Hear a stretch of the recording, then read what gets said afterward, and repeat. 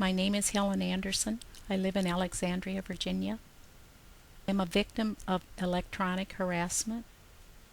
I want to tell you how I was selected as a targeted individual.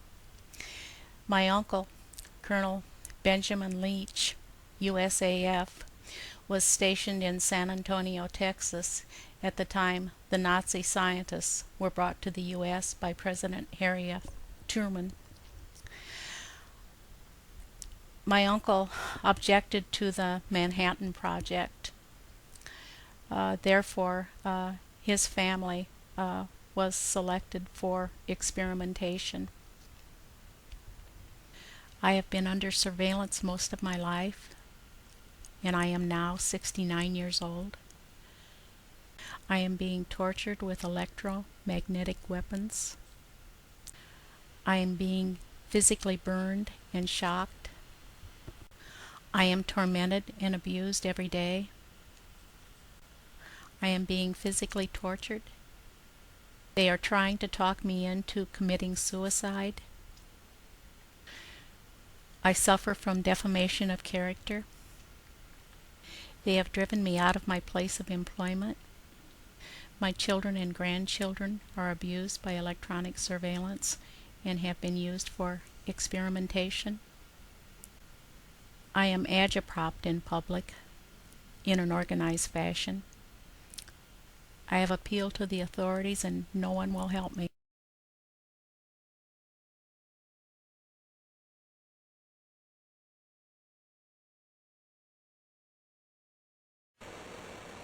Hello, my name is John Mecca.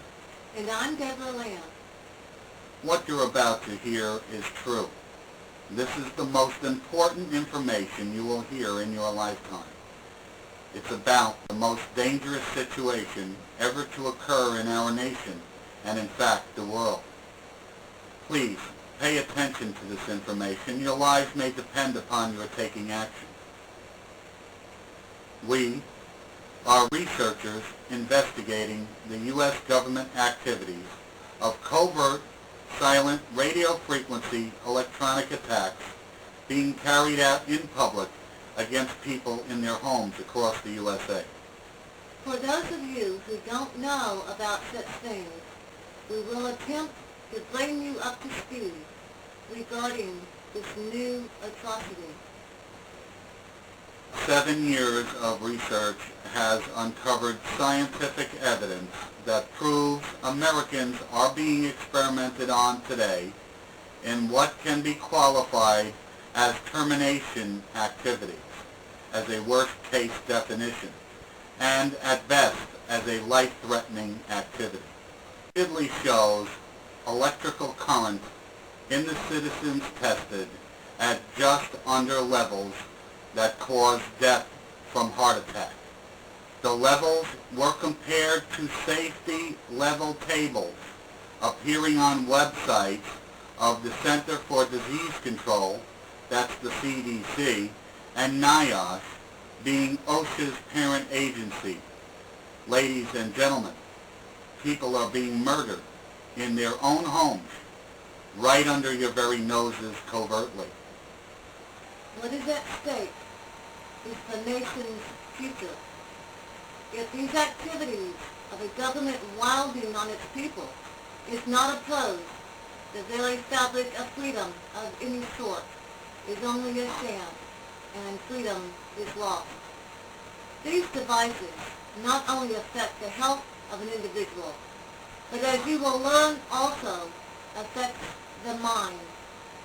So then your love of country will be proven by taking action to stop these atrocities of robbing people, not only of health and life itself, but now because of advanced technology, they can and they do rob a person of the essence of their being human, their mind, indeed, even their soul, as some would say.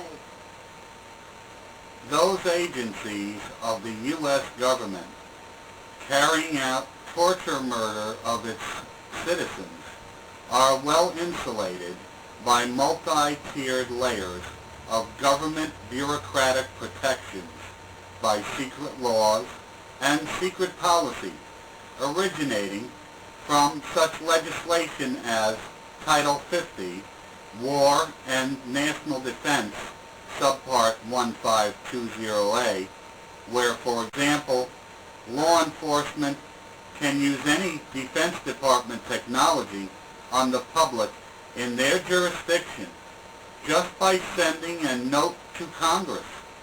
This statute has been further reinforced by then President Clinton signing legislation that allows for the Department of Defense to share high-tech military technology with the Department of Justice.